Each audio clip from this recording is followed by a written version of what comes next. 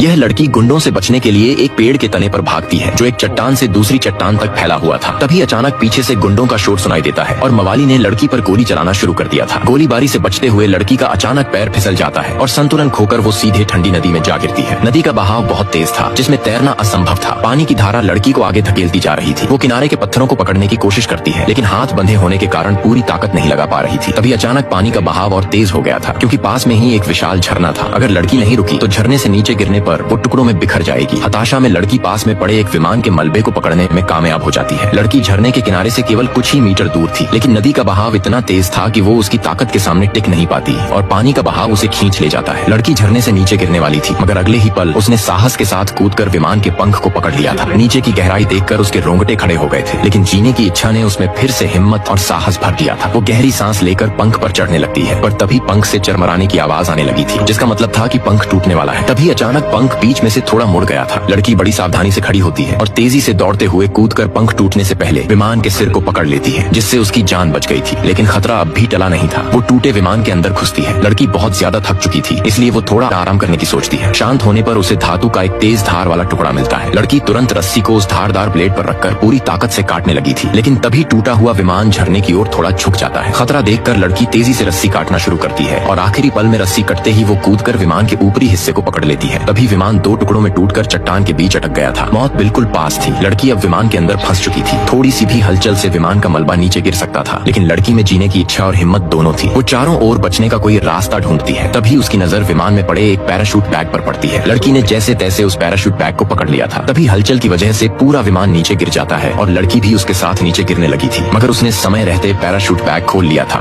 और बचने में सफल हो गई थी।